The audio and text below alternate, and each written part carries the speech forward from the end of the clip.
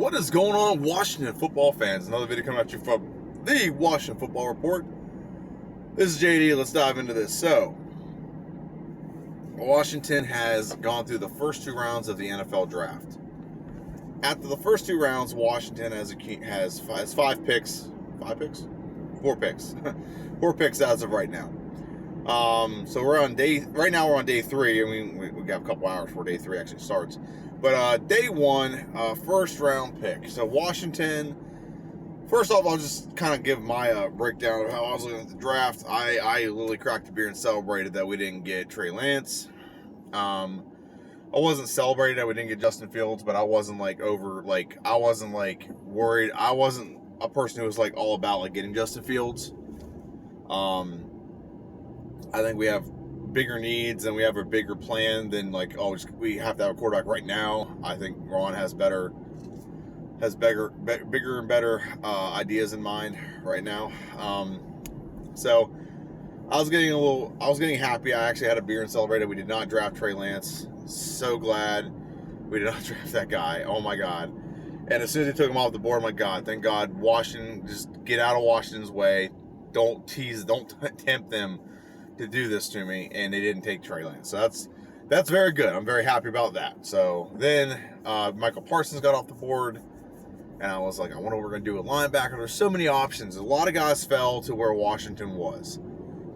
And I'm going to reiterate, this is why I said this. I said this in my draft. I said I thought Washington should have traded back because, one, the guy they ended up getting, they probably could have got around pick 30 because no other linebacker came off the board other than Michael Parsons, and he went 10th overall or whatever, 10th or 11th overall. So Washington could have probably traded back and it still got the guy and maybe accumulated more picks. And I mean, you gotta have two to tango, so maybe they tried to do that and no one wanted to, so that might be possible. And by that point, all the quarterbacks were gone, so no one was willing to like trade up and get a quarterback. But so Washington, that would have been my choice. Not to mention, if you look at day 2 and day 3, look at the talent they got. There's more talent in the second, third, and even fourth round that we could have. It would have been nice to get some more picks because there's so much talent still on the board. Like as of day 4, there's still so many players available right now for Washington's. I don't want to say numerous needs, but a handful of Washington's big needs. And trading back, we could have traded back, got the same guy, and accumulated maybe a third, maybe a fourth, maybe even a second, and we could add more depth to any position we really needed to add depth to. So, but the first pick that Washington took in the 19th pick in the first round, Washington took Jamin Davis, linebacker out of Kentucky. Now, this guy, let's go to the pros. The pros, he's an athletic beast. He's the 15th most athletic tight end or linebacker to come out of college football in I think it's 30, 40 years. It's the highest athletic rating they've had on the thing called the RAS, the RAS scale. And he's got the 15th highest athletic rating of any player they've ever had. So that's good. He also has good character. He has a good foundation, like where he comes from. His parents are military, things like that. He's very goal driven. But downsides, he has not played very much. He's only played 1 year, so he's kind of a one-hit wonder, if you want to put it that way. I wouldn't say a one-hit wonder. That makes him imply that he's going to bust. I don't think he's going to bust. He just only played 1 year, so his experience is limited compared to other players that would have been in the draft. But regardless of that, I think Washington did get a good player.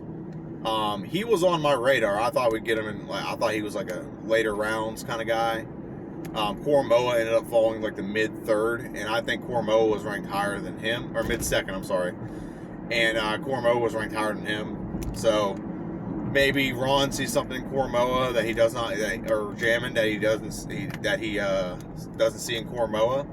So that's why he went that route. I know a lot of people wanted Koromoa, but I think Jamin Davis is a good. I think it's 1A, 1B when it comes to their abilities.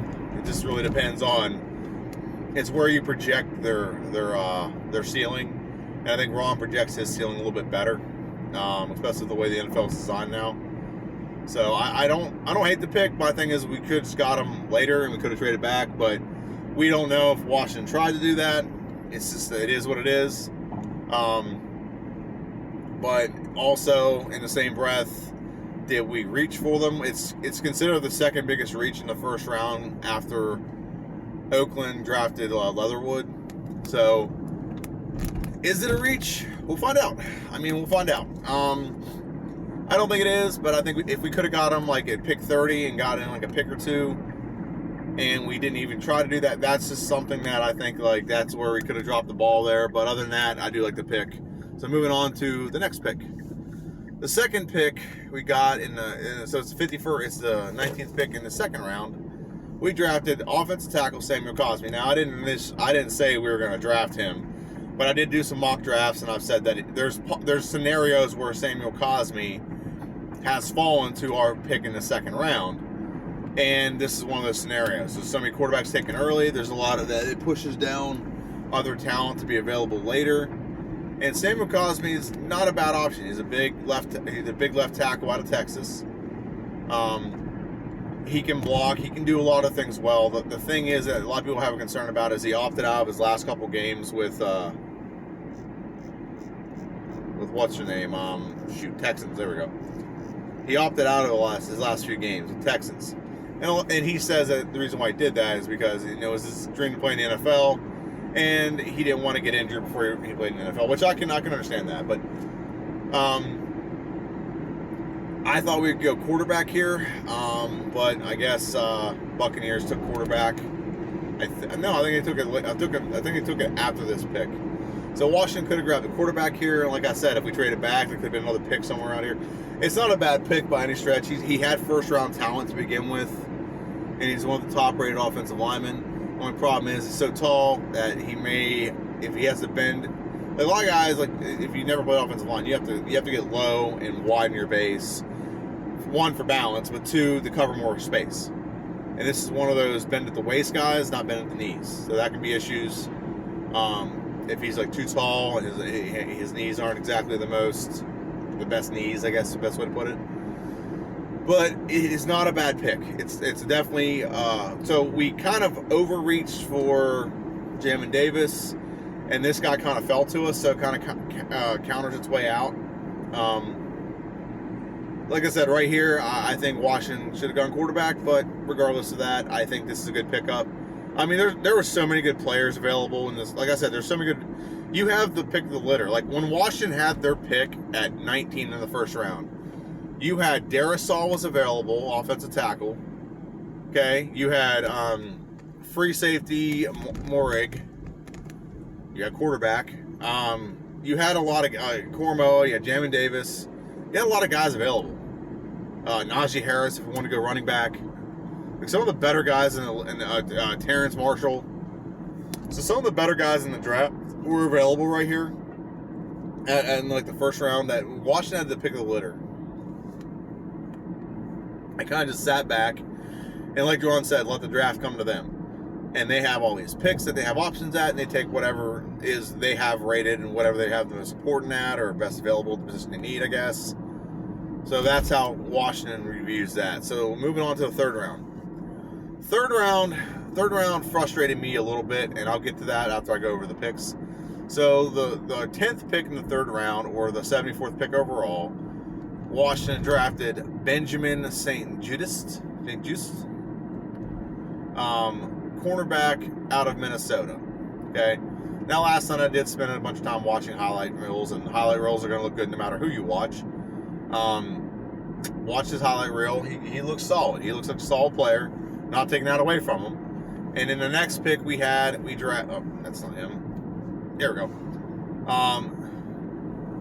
Demi Brown, receiver from North Carolina. Now, here's my issue with both these. Now, Demi Brown definitely has some good highlights. He has good speed. He's very Terry McLaurin-esque in the way he does things, like with his breakaway speed, his running routes. I'm going to say first, I get why we would draft both of these guys. One, receiver, I mean, that's like another weapon. And he's like one of our fourth best receiver right now. Right off the bat, he's already better than most of the guys on our roster. I get that. And then I say Judas. I don't know. I think he's still our fifth corner. But here's why I'm not that I'm not happy with these picks. I'm curious as to what the hell's going on. We have other needs. We don't have a free safety unless Ron really thinks Jeremy Reeves is the answer. If that's the case, then I'll retract that one. But we don't have a tight end. We have Logan Thomas and Sammy Reyes. That's really the only two tight ends we have. I think we have Marquez Ball is still there, but these aren't legitimate tight ends other than we don't even have a true tight end on our roster. Logan Thomas is a converted quarterback tight end. Now he was very good last year, but we need another tight end. We don't have blocking tight ends unless they really think Sammy Reyes is the guy and he's that guy that we need to play at tight end and he's that good. I don't know. Maybe, but we don't have a tight end. We need a running back. We need a free safety. There was two free safeties that went in the second round that I'm Washington's got to get one of them, and they didn't get any of them. And instead of adding to places, we need a linebacker too. Instead of adding people to and adding to fill starting roles, we're adding depth. We're adding depth. Look at our quarterback position. Quarterback room. We have William Jackson III. He's starter. Ken the Fuller, starter.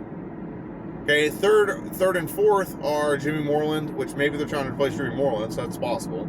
I guess that's definitely a possibility. But I think Jimmy Mooreland, for where he was drafted, is a very solid piece. 6th round pick. I think 6th or 7th round, you can't beat how his production. Then you have, Darryl Rogers? So right there's 4. And I don't remember everyone else off the top. I don't know if we signed everyone. I think Danny Johnson's still there. So he's maybe the 4th best cornerback, but it's not like we don't have corners. And I get it. If he's good, you need to add depth, but we have to pick starters before that. Now, I could be saying all this, and then the next 2 picks in the 4th and 5th round, Ron goes Brevin Jordan at tight end, and then he goes to Jabril Cox at whatever.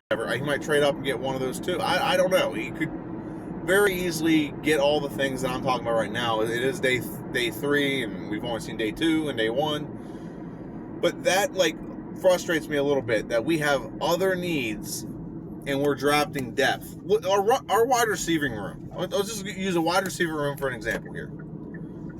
Our wide receiving room right now, not including this kid. Okay, our wide receiving room has Terry McLaurin, Curtis Samuel, Adam Humphries. There's 3. Okay. Kelvin Harmon, Antonio Gandy-Golden, and Antonio Gandy-Golden's not going anywhere. They have to play out his contract. That way, if he does suck, in 2 years, I can get a compensatory pick for him. It makes sense to let him play out his contract. There's 5. Okay? Cam Sims, Steven Sims. There's 2 right there. Isaiah Wright. There's 8. And that's not even adding this new kid. I'm probably missing one, too. I think we've got a receiver from that played for Houston. He's more of a punt returner and special teams guy. I can't think of his name right now. And then when you add this guy, that's almost 10 receivers. And let's look at our tight end room. Logan Thomas, Sammy Reyes, 2.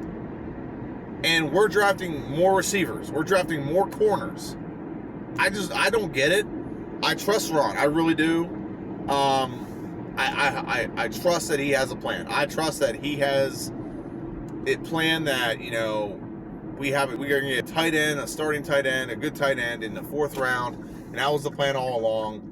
I trust that, but right now, I got to look at it in the vacuum and just man, these are decent players. Don't get me wrong. He's not drafting bad. I'm not saying anyone he's drafted is bad, but we have other needs in the 3rd round. Then the draft depth. We need some starters up in here. We need some guys that can actually play minutes. We need like I said, we still need another linebacker. Now, maybe he doesn't do that. Maybe he signs someone in free agency. I don't know. We still need a free safety. Again, that can be addressed in free agency, I guess, but it's not going to be a long-term solution. And we also need, we don't need more offensive linemen. I think we're set there. But we could also probably use a running back. We can use a tight end. Those are things we still need. And we're not going to go in the 7th round and draft a tight end and here we go, there's our starter. No, we got to draft someone talented. Someone who can play long term. Brevin Jordan is still the one that I personally want. I think Washington should grab him Hopefully they grab him in the 4th. I don't know. I'm holding out hope for that, but I'm not holding my breath. It seems like Ron does not. I have a feeling Ron has a very. I'm starting to feel like Ron has a very low opinion of the tight end position. I'm starting to get that feeling. So I need to do this just so it doesn't freeze on me. I'm starting to feel like Ron has a very negative or low opinion of the tight end position. Think about it. Like in the last 2 years we've had here, one, he didn't sign Jordan Reed, which I get it. Jordan Reed should have been cut. He's been injured too much. Okay. I think Austin Hooper, we would not give him the better offer for whatever it was. And I don't know how much that offer was, but we wouldn't give him a higher offer. So not willing to invest money in that position. That's what Ron just showed that. Logan Thomas was a risk that we got for pretty cheap.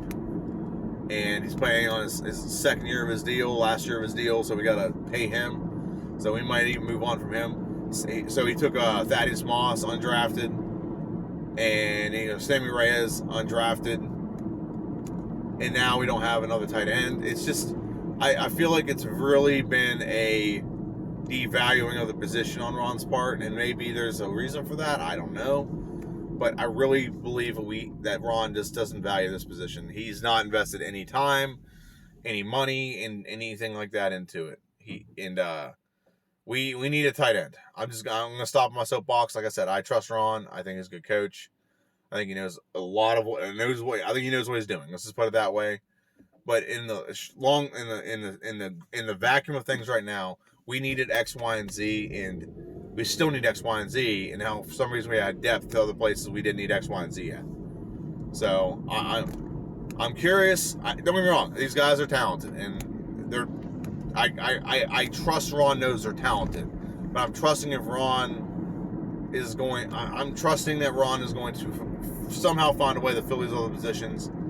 But there's been so much guys in the draft that we just. Sorry, I'm just getting frustrated now. I'm not trying to get mad. I'm just trying to explain how I'm looking at it in a small window, or in the moment, I guess is a better way to put it. And in the moment, I'm just trying to figure out what the master plan is here. Because right now, I don't think we're gonna go another undrafted rookie for tight end.